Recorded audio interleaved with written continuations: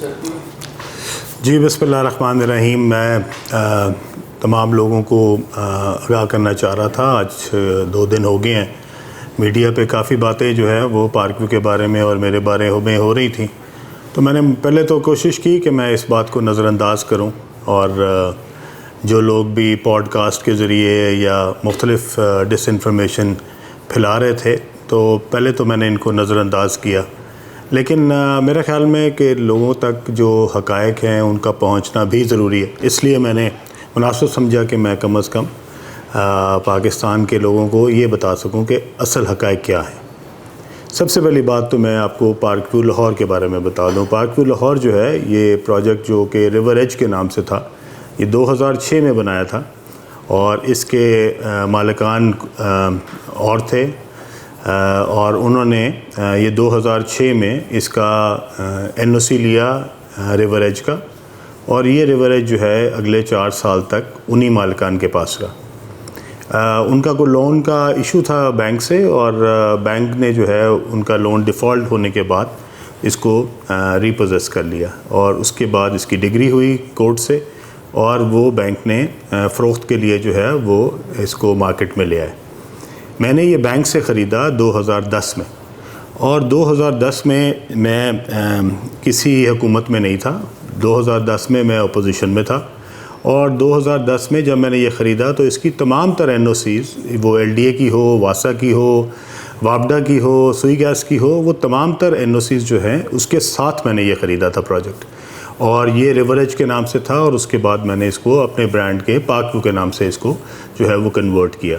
और अल्हम्दुलिल्लाह 2010 से लेके 2025 तक, पिछले 15 साल में ये एक बहुत ही सक्सेसफुल, बहुत ही खूबसूरत, बहुत ही अच्छा प्रोजेक्ट है, जो कि हज़ारों की तादाद में मेंबरान को बेहतरीन जो सहूलियात है वो फ़राहम कर रहा है। जो लोग यहाँ पे रहते हैं उनको भी इसका अंदाज़ा है, और जो लोग यहाँ पे अपने दोस्तों को, अजीज़ों को मिलने आते हैं उनको भी इस बात का अंदाज़ा है। सो 2010 से ये प्रोजेक्ट जो है वो 2025 तक, इसमें 2022 में ये फ़र्क आया कि इसकी जो अप्रूवल्स थी वो एक अथॉरिटी जो कि LDA हुआ करती थी उसमें तब्दीली आई, और 2022 में इसको एक नई अथॉरिटी बनाई गई जो कि river Ravi urban development authority के नाम से हुई, और जिसको नाम रूडा रखा गया। और उस वक्त की हुकूमत ने उसको बनाया था 2-3-4 मकासद के लिए। मैं उन तमाम तकरीब में मौजूद था जिसमें उस वक्त के वज़ीर आज़म जो हैं वो आए थे, और उन्होंने हमें बताया था कि हमने रूडा क्यों बनाया। रूडा उन्होंने इसलिए बनाया था कि सबसे पहले जो है वो लाहौर शहर को एक तरफ, और दूसरी साइड पे शेखुपुरा को, इसको महफूज बनाया जाएगा फ्लड से, और लाहौर के साथ जो एक बहुत खूबसूरत एक झील बनाई जाएगी रिवर पे, और वो तकरीबन 27-30 किलोमीटर लंबी होगी, और उसके आगे एक बैराज बनाया जाएगा, और इस लेक को दोनों साइडों से खूबसूरत करके इसके दोनों साइडों पे एक 300 फीट की सड़क बनाई जाएगी, जो कि दोनों साइडों पे होगी। एक बंद भी होगा और ये सड़क भी होगी, जो दोनों जो साइड्स हैं उनको महफूज करेगी रिवर रावी के फ्लडिंग से, और इसके साथ साथ उसके दोनों तरफ बहुत खूबसूरत जो है वो इंफ्रास्ट्रक्चर बनाया जाएगा। उस इंफ्रास्ट्रक्चर में उन्होंने बताया था उस वक्त के वज़ीर आज़म ने कि तकरीबन $20 अरब का प्रोजेक्ट है, और इसके ऊपर हाई राइज बिल्डिंग बनेगी, अपार्टमेंट टावर्स बनेंगे, कॉर्पोरेट टावर्स बनेंगे, शॉपिंग मॉल्स बनेंगी, और ये सारी जो चीज़ें हैं इसके लिए रूडा ने जो है वो ज़मीन एक्वायर करनी भी शुरू कर दी है। वो जो ज़मीन एक्वायर की गई, उसके बाद वो ज़मीन एक्वायर के अंदर पार्क व्यू का कोई अमल दखल नहीं था।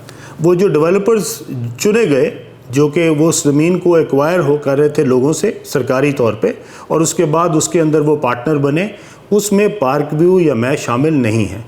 और वो कौन लोग हैं, वो कौन डेवलपर्स हैं जिन्होंने लोगों से 2-2 लाख की ज़मीन ली और उसके बाद उसको 2-2 करोड़ रुपये कनाल के हिसाब से बेचा?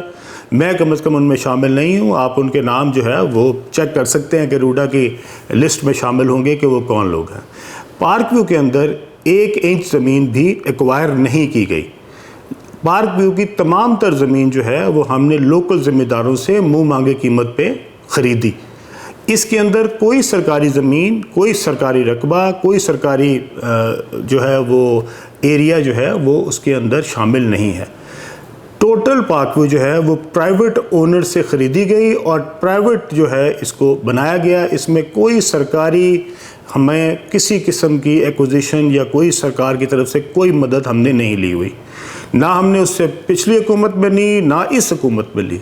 इस वक्त तक हमारे पास 1 इंच ज़मीन भी जो है ना वो सरकार की किसी भी अदारे की है और ना ही हमने कोई ज़मीन किसी भी लोकल ज़मींदार से थ्रू लैंड एक्विजिशन कलेक्टर उसको कोई एक्वायर कराया। जो ज़मीनें एक्वायर हुई हैं वो पिछले ज़माने में हुई थी, उनके अगेंस्ट क्या काम हुआ, वो क्यों एक्वायर की गई, लोगों को ज़मींदारों को क्यों कम पैसे दिए गए और उनको क्यों महंगी कीमत के ऊपर बेचने के लिए रूडा ने आगे प्राइवेट डेवलपर्स एंगेज किए, इसका मेरे पास कोई जवाब नहीं है। लेकिन जो फैक्ट्स हैं वो यही हैं। अब इसके बाद जबकि एक रूडा बनती है जिसका नाम ही river Ravi urban development authority है, आज जब लोग कहते हैं कि जनाब ये ज़मीन तो ग्रीन थी, इसको ब्राउन बना दिया गया, तो मैं उन सब से पूछना चाहता हूं कि मेरे भाई, ये जब रूडा बनी थी ये ज़मीनों को ग्रीन करने के लिए बनी थी? ये रिवर के दोनों साइडों पे जो हाई राइज बिल्डिंगें हैं जो रूडा के मास्टर प्लान का हिस्सा है, क्या वो ग्रीन एरिया में बननी थी? ये सारा ज़मीन जो थी ये ब्राउन डिक्लेयर हुई थी, उसके बाद ही यहाँ पे एनओसी मिले थे।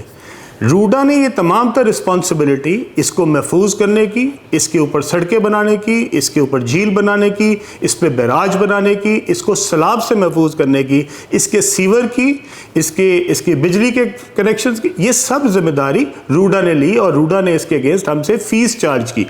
अब तक हम अरबों रुपए के हिसाब से जो है वो रूडा को जमा करा चुके हैं। उसके अगेंस्ट रूडा ने यहाँ पे एक रुपए का काम नहीं किया। यहाँ पे कोई सड़क नहीं बनी, यहाँ पे कोई बंद नहीं बना, यहाँ पे कोई बैराज नहीं बना, यहाँ पे कोई झील नहीं बनी, यहाँ पे कोई 1 रुपए का भी काम जो है वो यहाँ पे नहीं किया गया। इसका जवाब रूडा देगी। हमने जो पैसे रूडा को जमा कराए वो मेंबरान की तरफ से एक मेंबर को एक घर को जो है इसकी फ़ीस चार्ज की गई और वो तमाम तर जो है वो रूडा ने वसूल की। अब आ गई ब्राउन और ग्रीन। ये रकबा जब से रूडा बनी है ये कभी भी ग्रीन नहीं था, ये सारा रकबा ब्राउन था इसीलिए ही रूडा बनी थी। अदरवाइज़ इसको सिर्फ इसलिए नहीं बनाया गया कि यहाँ पे जंगलात लगाने थे या यहाँ पे बागात लगाने थे, यहाँ पे कमर्शियल एरियाज़ बनने थे, यहाँ पे हाई राइज बननी थी। अगर रूडा के कमर्शियल एरियाज़ बन सकते हैं और अगर इस ज़मीन के ऊपर रूडा शॉपिंग मॉल्स बना सकती है या प्राइवेट डेवलपर्स मिल के इकट्ठे करके इसके ऊपर जो है वो अपने शानदार मंसूबे बना सकते हैं, तो पार्कव्यू अपने 5 मरले के मकान क्यों नहीं बना सकती? मुझे नहीं समझ आई कि ये सब लोग जो मेरे ऊपर इल्ज़ाम लगा रहे हैं, किस चीज़ का इल्ज़ाम लगा रहे हैं? हमने कौन सा काम गलत किया? क्या हमने मेरे प्रेशर की वजह से वो ब्राउन जो है वो जो ग्रीन था वो ब्राउन हुआ? ये तो जनाब उस वक्त के मुंतखब वज़ीर आज़म ने ये फ़ैसला किया था और वो इस पर बड़ा जो है वो बड़ा प्राउड फील करते थे और उन्होंने इसके लिए बाकायदा कैंपेन की। वो बाकायदा एक ऐड में भी आए और वो ऐड जो है वो रूडा ने चलाया, जिसके अंदर उन्होंने बड़े अपने फ़ख्र से कहा था कि मैं ये $20 अरब का प्रोजेक्ट लॉन्च कर रहा हूँ। और उसके लिए उन्होंने वहाँ पे जाके ख़ास तौर पे ग्राउंड ब्रेकिंग की। उस फंक्शन में मैं भी बैठा था और अगर आप उसकी क्लिपिंग निकालें तो उन्होंने ख़ास तौर पे मेरा जिक्र भी किया वहाँ पे। तो इसलिए मैं अपने तमाम दोस्तों से कहना चाहता हूँ कि एक चीज़ एक मुश्किल वक्त हो तो किसी दोस्त के लिए अगर आप कोई अच्छाई नहीं कर सकते तो उसके लिए इतनी, मेरे ख्याल में इस कदर इस लेवल तक जाके उसको क्रिटिसाइज़ करना जबकि फैक्ट्स का आपको पता भी ना हो, ये बहुत ज़्यादती है। और मेरे ख्याल में उन तमाम पॉडकास्टर्स को जिन्होंने शायद इससे कुछ पैसे तो ज़रूर बना लिए होंगे, लेकिन उनको कम अज़ कम इसका वर्जन, इसके बारे में हक़ाइक़, इसके बारे में तमाम तर जो मालूमात है वो पहले लेनी चाहिए थी।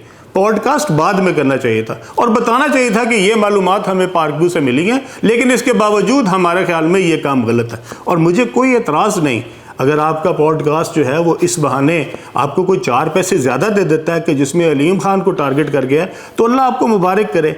मेरे ऊपर कोई किसी गवर्नमेंट का कोई एहसान नहीं है, ना पिछली हुकूमत का ना इस हुकूमत का। मैंने कोई चीज़ इर्रेगुलर नहीं की, मैंने पिछली हुकूमत से भी कोई नाजायज़ फ़ायदा नहीं उठाया, ना इस हुकूमत से उठाया। एक सोसाइटी जो मैंने एनओसीज के साथ ख़रीदी थी, अगर उसकी अथॉरिटी चेंज हुई, वो एलडीए से रूडा में गई, तो मैंने दोबारा अप्लाई रूडा को किया और जो रूडा ने इसके ऊपर अप्रूवल दी है वो तमाम तर वाजिबात लेके, तमाम तर फीसेस लेके, तमाम तर अपने प्रोसीजर अडॉप्ट करके, तमाम ओनरशिप टाइटल देखने के बाद दी है। और अगर इसके अंदर किसी को लगता है कि इसके अंदर रूडा ने कोई मुझे स्पेशल फेवर दिया तो बराए मेहरबानी ज़रूर लेके आए सामने। दूसरी बात जो है वो ये है कि यहाँ के जो मकीन हैं, जो मेंबर्स हैं, मैं अपने तमाम दोस्तों को बताना चाहता हूँ, ये वो सोसाइटी है जिसके अंदर मेरे वालिदैन की कब्रें हैं और ये सोसाइटी मुझे अपने दिलो जान से ज़्यादा अजीज़ है। और मैं इस सोसाइटी के अंदर सिर्फ कारोबार नहीं करता, ये जो जहाँ पे ये जो मेंबर्स रहते हैं ये मेरे ख़ानदान का हिस्सा है और मैं उनसे उतनी ही मोहब्बत करता हूँ जितने अपने बहन भाइयों से करता हूँ। इसलिए अगर कोई एक घर भी इससे अफेक्ट हुआ है और किसी एक का भी कोई नुकसान हुआ है तो इंशाअल्लाह ताला मैं उनका भाई बन के उनके लिए उसी तरह हाज़िर हूँगा जिस तरह मैं अपने सगे बहन भाइयों के लिए हाज़िर हूँ। और इंशाअल्लाह ताला इसमें कोई भी एक भी मेंबर किसी को भी इंशाअल्लाह ताला हम इस वक्त अकेला नहीं छोड़ेंगे। हम उसके साथ हैं, खड़े थे, खड़े हैं और इंशाअल्लाह आइंदा भी खड़े रहेंगे। इसलिए पूरे पाकिस्तान में तबाही मची हुई है, सैलाब पूरे पाकिस्तान में लोगों के घरों को तबाह कर रहा है। बराए मेहरबानी मेरी आपसे गुजारिश है, ये जितने हमारे पॉडकास्ट दोस्त हैं कि आप अब ये पकड़ के उन इलाकों में चले जाएं जिनका पुरसाने हाल कोई नहीं। ये मेंबर के लिए अलीम खान मौजूद है, इन मेंबर्स के ऊपर उनका भाई मौजूद है, इनकी तो देखभाल मैं कर लूँगा। अब बाकियों के लिए आप ज़रा माशाल्लाह में निकलें और पूरे पाकिस्तान में जो सैलाब से तबाहकारियाँ हो रही हैं, जो लोगों के बेचारे बेघर हुए हैं, जिनके पास वहाँ पे ना रहने के लिए रहा है ना कोई खाने के लिए रहा है, बराए मेहरबानी अब उनकी जाके निशानदेही करें और उनको लोगों को दिखाएँ। इधर इनको ये समझते थे कि शायद अलीम खान जो है वो डूब गया है या सोसाइटी डूब गई है। भाई अलीम खान भी अल्लाह के करम से उसी तरह मौजूद है और ये सोसाइटी भी इंशाल्लाह अल्लाह के करम से मौजूद है और उससे ज़्यादा इंशाल्लाह ताला हम तवानाई से, उससे ज़्यादा इंशाल्लाह ताला हम इस सोसाइटी को खूबसूरत बनाएंगे जो इससे पहले हम बना रहे थे। इसके साथ वो लोग जिनका काम सवाए नेगेटिव फैलाना है, मैं उनसे कहना चाहता हूँ कि अगर कोई लोग मुश्किल में हों, कोई मेंबरान मुश्किल में हों, कोई लोगों पे कोई अल्लाह की तरफ से मुश्किल आई हो तो इस मौके के ऊपर कोशिश ये करनी चाहिए कि आप किसी की हेल्प करें, किसी के लिए मददगार साबित हो। और अगर आप इस मौके के ऊपर समझते हैं कि आपने कोई पुराना स्कोर था जो कि बराबर करना है या आपका हसद जो है वो आपको मजबूर कर रहा है कि आपने ज़रूरी पॉडकास्ट के ज़रिए अपने जो अंदर के आपके जज्बात है वो निकालने हैं, तो अल्लाह आपको मुबारक करे, अल्लाह आपको कोई तौफीक दे कि अल्लाह आपको जो है वो कोई समझ दे, अल्लाह आपको बेहतर कर दे कि आप लोगों के मुश्किल में तमाशा बनाने की बजाय और हंसने की बजाय आप किसी लोगों के साथ खड़े हो सकें और उनके मुश्किल वक्त में उनके लिए आसानी का बायस बन सकें। अल्लाह ताला हम सब का हामी नासिर हो। अल्लाह ताला पाकिस्तान को जितने भी आफात हैं अल्लाह ताला उनसे महफूज रखे। ये जितने लोग इस वक्त पाकिस्तान में सैलाब की तबाहकारियों की वजह से परेशान हैं, अल्लाह ताला इनके ऊपर ख़ास रहम फरमाए और इंशाअल्लाह ताला मेरे बस में जो कुछ मुमकिन होगा इंशाअल्लाह ताला ना सिर्फ पार्क व्यू के मेंबरान के लिए बल्कि पूरे पाकिस्तान के लिए मैं जहाँ जहाँ जा सका, जहाँ जहाँ मेरी फाउंडेशन काम कर सकी, इंशाअल्लाह ताला मैं ज़रूर करूँगा। आप सबका अल्लाह हाफ़िज़ व नासिर हो। बहुत शुक्रिया।